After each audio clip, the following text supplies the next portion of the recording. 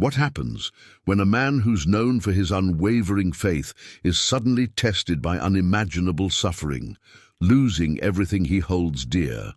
This is the story of Job, a man who stands at the crossroads of faith and despair, where every trial forces him to question the very foundation of his beliefs. Brace yourself for a story of resilience, divine mystery, and unexpected answers that will keep you questioning what you truly know about suffering and redemption. Exclusively on Bible Chronicles channel. Don't forget to subscribe. In the land of Uz, where the sun seemed to set with a gentle warmth and the breeze carried the scent of earth and olive trees, Job stood as a pillar among his people. His wealth was vast, not merely in silver and gold, but in the respect he commanded from all who knew him.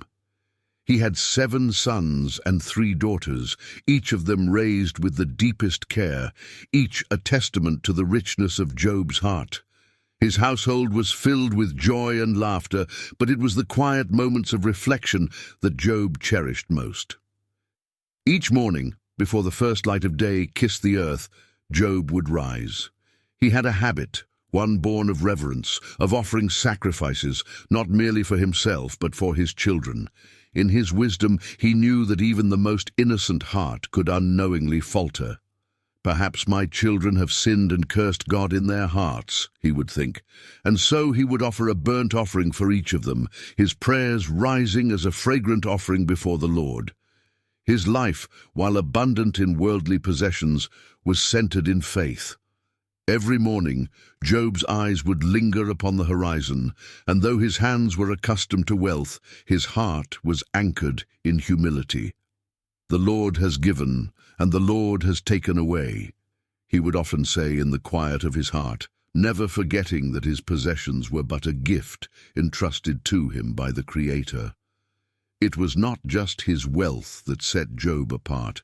His character was like a solid oak, unshaken by the winds of arrogance or pride. His friends would come to him for counsel, knowing that his wisdom was drawn from a deep well of experience, and more importantly, a heart that sought God. His integrity was unquestioned. Those who knew him could not recall a single blemish upon his name. And yet, for all his righteousness, Job was not without the stirrings of doubt, small, whispered fears that clung to the edges of his mind. As the days passed and his wealth grew, there were moments when he could not help but wonder, would this be enough? His heart feared that no matter how much he did, how much he prayed, how much he offered, the foundation of his security might one day crumble.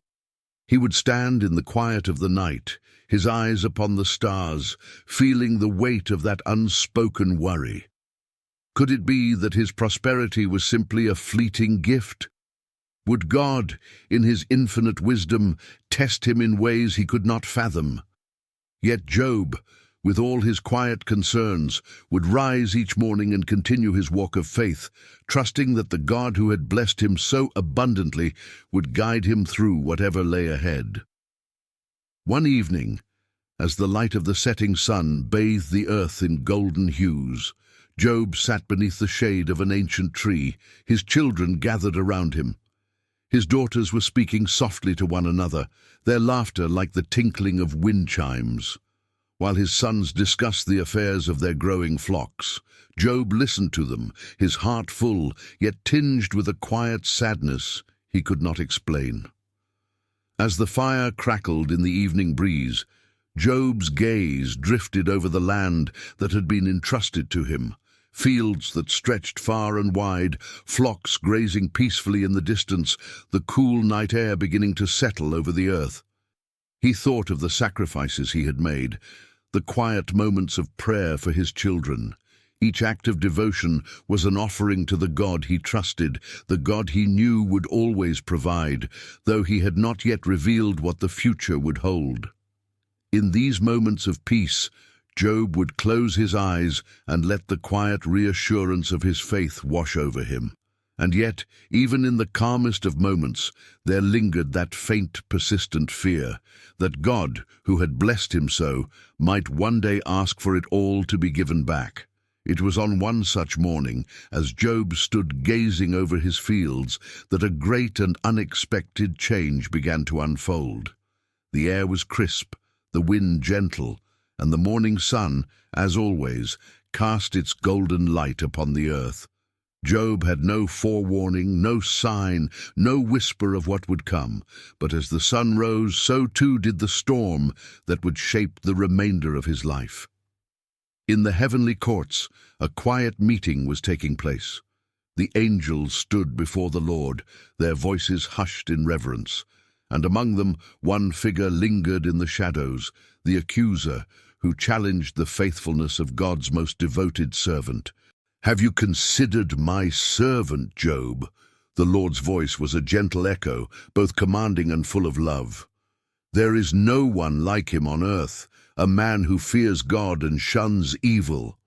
But the accuser scoffed. "Does Job fear God for nothing?" he asked. "Have you not put a hedge around him, around his household, and around all that he has? You have blessed the work of his hands, and his possessions have increased in the land. But stretch out your hand and strike everything he has, and he will surely curse you to your face." The Lord, whose wisdom was beyond measure, considered the accuser's words. He knew Job's heart, knew that the foundation of his servant's faith was built not on blessings alone, but on something far deeper. With a word, he allowed the accuser to test Job, but not to destroy him. The boundaries were set, and the trial began. As the day wore on, Job felt an unfamiliar unease. A stillness had fallen over the land, a weight in the air that he could not explain. The sky had clouded, the warmth of the sun fading, and a sense of foreboding gripped his heart. He had just sent his servants to tend the flocks, when the first messenger came running, his face pale, breath ragged with fear. "Master, master!" the servant cried, falling to his knees. "The oxen were ploughing and the donkeys feeding beside them when the Sabaeans attacked. They took the oxen and the donkeys, and they slew the servants with the sword. I alone have escaped to tell you." A cold shiver ran down Job's spine, but before he could process the calamity, another servant appeared, voice trembling. "Master, fire fell from heaven and burned up the sheep and the servants, consuming them. I alone have escaped to tell you." Job's heart, steady in its trust for so long, began to tremble. Yet even as he struggled to grasp what was unfolding, another voice reached him. "The Chaldeans formed 3 bands and made a raid on the camels, carrying them off, and they killed the servants with the sword. I alone have escaped to tell you." Each report grew heavier, more impossible, as if the very earth was giving way beneath him. Job could hardly breathe, his chest constricted, his hands trembling as he gripped the edge of his cloak. And then the final messenger came, his voice low and filled with sorrow. "Your sons and daughters were eating and drinking wine in their oldest brother's house, when a great wind struck the 4 corners of the house. It fell upon the young people, and they are dead. I alone have escaped to tell you." Job's mind struggled to understand. His wealth, his children, his very life had been taken in the span of moments. The world around him seemed to spin, and yet in the silence that followed, Job did not scream, did not rail against the heavens. Instead, he fell to the ground, his face buried in the dust. "Naked I came from my mother's womb," Job whispered, his voice breaking with sorrow but still steady. "And naked I shall return. The Lord gave, and the Lord has taken away. Blessed be the name of the Lord." In the midst of this overwhelming loss, a quiet resolve settled in Job's heart. He did not understand, could not fathom the reasons, but in that moment his faith remained. His body trembled with grief, but his spirit held fast to the truth that had anchored him for so long. The pain was raw, the weight of his sorrow threatened to crush him, and yet Job did not curse God. In his heart there lingered a thread of something deeper than his sorrow, something that told him he was not alone in this trial. That thread, though fragile, held him steady as he rose, shaking but unbroken. The days that followed Job's unimaginable loss stretched into an oppressive silence. His once prosperous home, now bereft of laughter and joy, stood like an empty vessel, shattered and hollow. The grief was so deep, so profound, that even the earth itself seemed to mourn, the very winds carrying a quiet sorrow through the air. Job's body had been covered with sores, his skin cracked and raw, as if every wound on the outside mirrored the brokenness within. Yet, through the pain, Job remained steadfast in his silence, his heart clinging to the frail thread of faith that had not yet been torn from him. It was then that his three closest friends, Eliphaz, Bildad, and Zophar, arrived.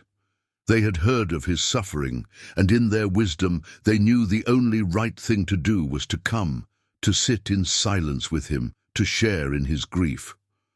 When they first laid eyes on Job, the sight of him was so terrible, so unrecognizable, that they could not speak.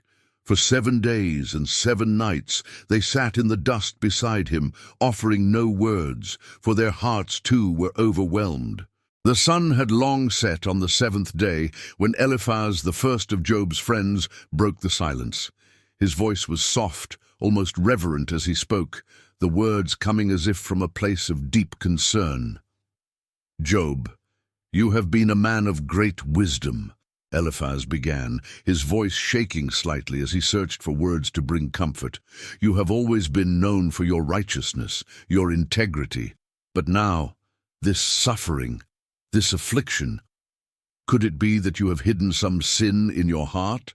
The words stung Job like a sharp wind, cutting through his grief. How could they? How could they question him when his heart was laid bare before God? His eyes, swollen from weeping, lifted to meet the eyes of his friend. For a moment he said nothing, his heart a swirl of emotions, hurt, confusion, but beneath it all, a quiet understanding that perhaps Eliphaz was only seeking an answer to the riddle of his suffering. "I have not hidden anything from God," Job replied, his voice steady but tinged with sorrow. "I have not turned from him, even in my pain. Why then would he allow this?" Eliphaz, whose eyes were heavy with concern, leaned closer. "Job, perhaps you have not recognized your own sin. God does not punish the righteous without cause. He disciplines those he loves. The suffering you endure must be a consequence of something, a hidden transgression." Job's heart twisted with a mixture of disbelief and frustration. How could Eliphaz accuse him of hidden sin when his very soul was laid bare before God? He had been faithful. He had been righteous. What sin could they accuse him of? And yet the accusation hung in the air, like a cloud that refused to dissipate. "I know not what you speak of," Job said, his voice quieter now, a hint of pain creeping in. "I have searched my heart. I have offered sacrifices for my children. I have lived a life of devotion to the Lord. I cannot find what you claim." Bildad, who had been silent until now, spoke up with a voice as hard as stone. "If your children have sinned, it is only right that they have paid the price. We cannot escape the justice of God, Job. We cannot pretend that we have not been accountable for our actions. Even if you, in your righteousness, think you are blameless, perhaps there is a deeper reason for your suffering." Job's heart sank deeper into the pit of despair. The words of his friends, once the voices of reason and wisdom, now felt like daggers. Every word felt like an accusation, every glance from them a judgment upon his soul. How could they not understand the depth of his suffering? How could they not see that he was broken, not from his own sin, but from a divine test that was beyond his comprehension? The weight of their words pressed upon him, heavy and unrelenting. He turned away from them, his gaze dropping to the ground, his heart aching with a sorrow too deep for words. "I did nothing to deserve this," Job whispered, though the words were not spoken to his friends. They were spoken to the heavens, to God himself. "I have not cursed him. I have not turned from him. Why then must I endure such torment?" Zophar, who had been sitting apart from the others, now spoke, his voice sharp and almost accusing. "You think you are blameless, Job, but do you truly understand the justice of God? Do you truly think that all this suffering has come without cause? You must have done something to deserve this punishment. Do not think you are above the judgment of the Almighty." The final words of Zophar were like a thunderclap in the midst of Job's despair. His heart, already battered by the losses and accusations, now found itself on the verge of breaking. The pain of his physical suffering was nothing compared to the weight of his friends' words. They did not see him as he was. They did not see the torment of his heart. They only saw the surface, the outward signs of punishment, and in their eyes they condemned him. Job, with all the strength he could muster, looked up at his friends, his face wet with tears, but his voice unwavering. "Why do you torment me?" he asked, the question coming from the depths of his soul. "Why do you accuse me of sin, when I know in my heart that I have not sinned?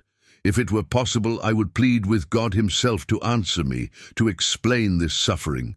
But instead, I sit here in silence, alone with my pain, while you accuse me of things I have not done."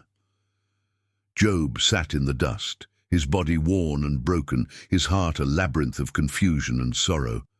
The accusations of his friends rang in his ears, louder than the howling winds that had whipped through the land for days now. His mind, once sharp and full of wisdom, now felt clouded like a sky thick with storm clouds that would not part. He had longed for peace, for understanding, but all he found was an endless sea of grief, anger, and despair. The questions gnawed at him, consuming him from the inside out. "Why?" The word slipped from his lips like a prayer, yet it was anything but reverent. It was the cry of a heart in agony, a soul bent and broken beneath the weight of suffering. "Why, God? Why must I endure such torment? What have I done to deserve this?" The silence that followed was deafening, a void that seemed to stretch for eternity. No answer came, and in that absence Job's mind spiraled further into the abyss. He could not understand. He could not fathom the reasons behind the trials that had befallen him. His wealth had been stripped away, his children taken in an instant, his health reduced to nothing but painful sores. His friends, who once spoke with wisdom and understanding, now seemed to view him only through the lens of sin and punishment. They could not see the man he had been, the man who had loved God with a pure heart. Job's chest heaved with the effort of his sorrow, and he raised his voice to the heavens, his words sharp with pain, yet filled with an unshakable truth. "Show me my offense and my sin," Job demanded, his voice hoarse. "Why have you hidden your face from me? Why do you consider me your enemy? Will you torment me with your hand, even when I have done nothing wrong?" His words echoed in the stillness of the land, yet no answer came. The vastness of the silence pressed in upon him, suffocating him in its emptiness. And so, Job continued, his spirit writhing with the weight of unanswered questions. "Why did I not perish at birth and die as I came from the womb?" he cried, his voice breaking with emotion. "Why did you bring me into this world, if only to suffer? Why did you give me life, only to take it away so cruelly?" The wind picked up, the air growing heavy with the weight of Job's lament, but there was no reply. It was as though the heavens themselves had turned away, unwilling to answer the cries of the man who had once walked in righteousness, now cast down into despair. His friends, standing off to the side, watched in silence as Job poured out his heart. Their eyes were filled with pity, but also with the quiet certainty that Job's suffering must be a consequence of his own wrongdoing. They did not understand. They could not understand the depth of Job's pain, but in his heart Job knew he was not guilty. He had done nothing to deserve this. "Why do I remain in this misery?" Job asked, his voice soft now, as though he had no strength left to carry the weight of his sorrow. Why am I forced to watch as my life crumbles, my body wastes away, my friends accuse me, and my heart breaks beneath it all? I would rather not have been born than to live in such agony. His soul, once full of light and strength, now felt empty, hollowed out by the trials that had come upon him. His cries, his questions, all seemed to be swallowed up by the vastness of the sky, leaving only a deep, aching void in his heart. And yet, even in the depths of his despair, there was a glimmer of something fragile, but unmistakable. The spark of his faith, though faint, still flickered within him. His mind could not comprehend the reasons for his suffering, but deep within him he knew that God was still present, still sovereign, still the one who had given and taken away. As Job sat in the dust, his eyes closed against the harsh wind, his thoughts drifted back to the time when his life had been full of blessings. He remembered the joy of his children, the sound of their laughter filling his home. He remembered the peace of knowing that all was well, that he had lived rightly in the eyes of God. But that peace was now gone, and the ache of loss seemed too great to bear. And yet, in the midst of it all, Job's heart clung to one thing, the knowledge that God was still his creator. Even though the reasons for his suffering remained hidden, Job could not shake the truth that God, in his wisdom, had a purpose. Even if it was one Job could not yet understand. Job fell silent, the words of his lament trailing off into the wind. His soul was weary, his body broken, but still he clung to the thread of faith that had sustained him through the darkest of times. Job's lamentation had stretched into days, days that seemed to blur together in the endless horizon of pain and unanswered questions. His heart, once so full of quiet certainty, now lay fractured and exposed. He had cried out for justice, demanded an explanation, and yet nothing had come. His friends, ever persistent in their accusations, only added weight to the burden he carried, and the heavens, as though deaf to his cries, remained silent. It was in the midst of this crushing silence, in the darkest recess of Job's suffering, that a voice, deep, powerful, and commanding, finally broke through the stillness. It came not from his friends, nor from his own heart, but from the whirlwind that suddenly enveloped the land. The wind howled around him, a fierce tempest that seemed to rise from the earth itself, swirling and twisting with an intensity that took Job's breath away. The dust stung his face, and the heavens above seemed to tremble with the weight of the coming words. Out of the storm, the voice of God spoke. "Who is this that darkens counsel by words without knowledge?" The voice thundered, reverberating through the very ground beneath Job's feet. "Brace yourself like a man. I will question you, and you shall answer me." Job's body trembled at the sound, a mixture of awe and fear flooding his senses. His heart, which had longed for answers, now felt a deep, reverent stillness. The weight of the moment pressed upon him, and his mind, so clouded by his suffering, suddenly found itself at a loss for words.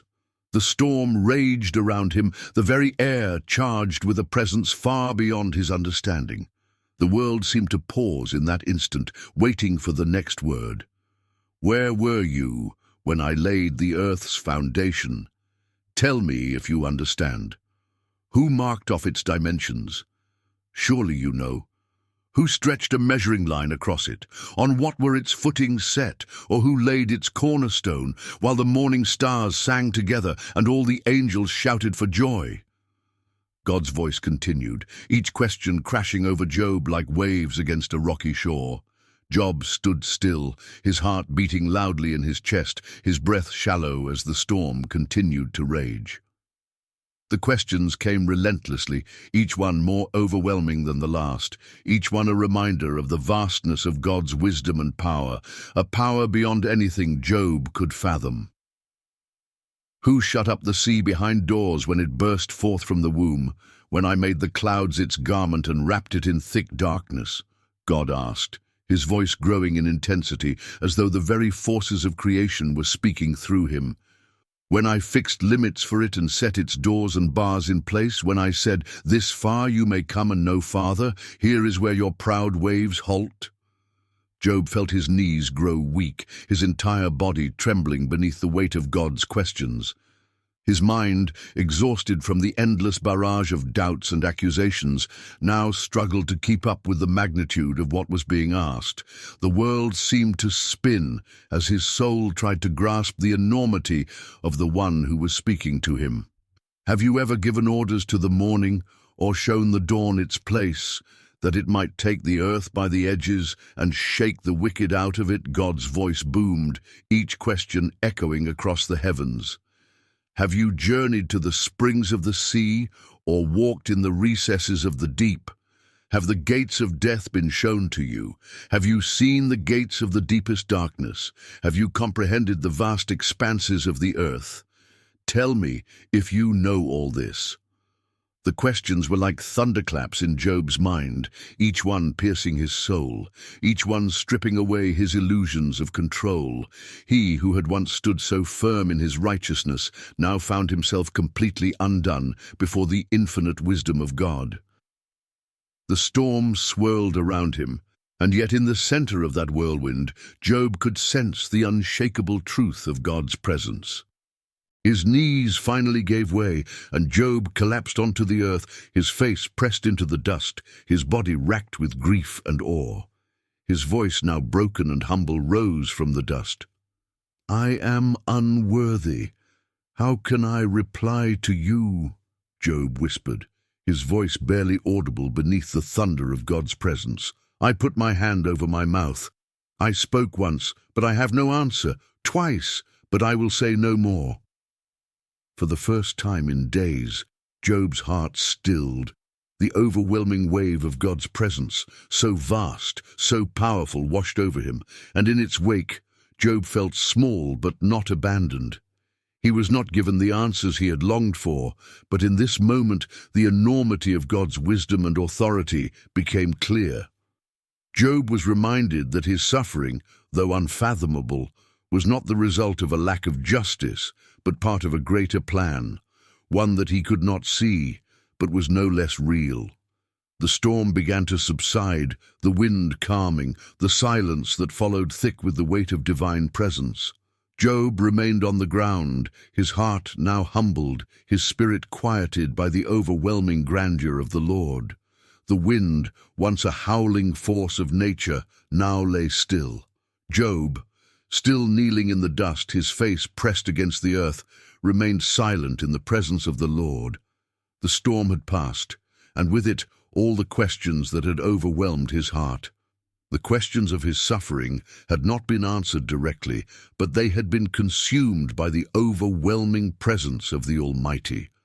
The one who had laid the foundations of the earth, who had set the boundaries of the seas, now stood, in a manner of speaking, beside Job, humbling him with his very existence. And in that stillness, God spoke again, but this time with a gentler tone, one that seemed to echo the deep, enduring love he had for his creation. "Job," God said, his voice rich with both authority and compassion, "you have spoken of your ignorance, and you have confessed your unworthiness. You have humbled yourself before me, and for that I am pleased." Job's heart pounded in his chest as he lifted his face from the dust, blinking against the light that had suddenly filled the space around him. The world felt different now. The air seemed charged, yet filled with an unfamiliar peace.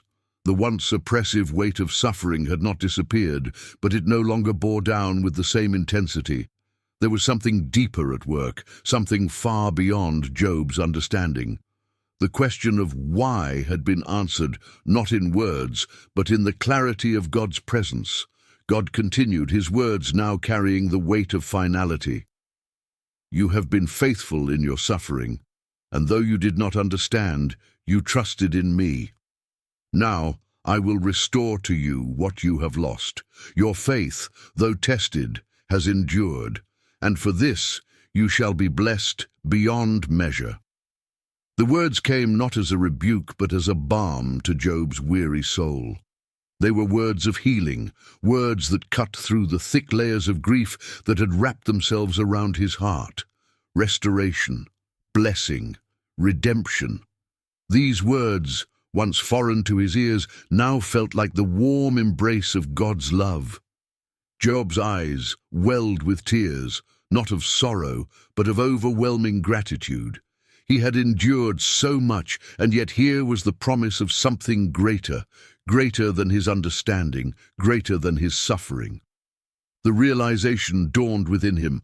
God had been with him through it all. Even when Job had questioned his justice, God had been there, watching, waiting, allowing him to grow in faith, to be refined through the fire. As Job listened, he felt the weight of God's words settle deep within him, and though he had no words to offer in response, his heart echoed a silent yes to the divine promise. Then, with great reverence, God spoke the final words that would seal Job's journey of restoration. "Now take your eyes off your grief, Job, and look at the beauty I have set before you. Your life shall be restored, and it shall be more than it ever was before. You will see with new eyes, and your heart will rejoice." A new wave of peace flooded over Job, a peace that came not from his circumstances being fixed, but from the deep, soul-stirring knowledge that God was with him, that he had never abandoned him, and that his ways, though mysterious, were always good. The scene shifted. Job stood, his body aching but strong. The weight of his past losses now met by the weight of God's promises. The earth beneath him seemed alive with possibility. His friends, Eliphaz, Bildad, and Zophar, who had once condemned him, now stood at a distance, unsure of what to say. But Job, in his new understanding, knew his own heart had changed. He would not hold their accusations against them. He would not harbor bitterness, for he knew that their words, though painful, had played their part in the refining of his soul. God turned to Job's friends and spoke, his tone firm yet merciful. "You have not spoken rightly of me, as my servant Job has. You have accused him, and in doing so you have spoken in error. Now go to him, and let him pray for you. You will offer sacrifices, and my servant Job will intercede for you, for I will accept his prayer." The men, trembling before the might of God's words, nodded in silence. They had seen Job's suffering, had seen his unwavering faith despite it, and now they saw something else, a man who had been tested and had emerged refined. Job's heart swelled with compassion. It was not a heart filled with anger or resentment, but one filled with the deep peace that only God could offer. He would pray for his friends, just as he had prayed for his children before the calamity had struck. In that moment, Job understood. Forgiveness, grace, and restoration were not just his to receive, but his to give. God had restored him, and in turn Job was called to be a vessel of that restoration. The days that followed were filled with blessings. Job's wealth, which had been stripped away, was returned to him in abundance. His health was restored, his children were given to him once more, and his life was filled with peace. The joy of seeing his family grow again, of watching his children's laughter fill his home, was a blessing that Job had never before known in such fullness. His suffering had been long and bitter, but in the end it had brought him closer to the heart of God. Job had seen with new eyes, and in his heart he knew that the deepest blessing of all was not the restoration of his possessions, but the deeper relationship he now shared with his Creator. As Job looked out over his restored life, his heart gave thanks. He had been tested, he had endured, and he had come through it all with a greater understanding of God's ways. His faith, though it had wavered, had ultimately held firm, and in the end God's faithfulness had proven true. In his final years, Job lived a long and full life, surrounded by family and friends. His testimony became one of hope and endurance, a testament to the unfathomable depths of God's love and the blessings that come to those who trust in him, even in the darkest of times. And so, Job's story came full circle, a story of faith tested and refined, of a heart restored and renewed, of a life that bore witness to the truth that God is faithful, even when all seems lost.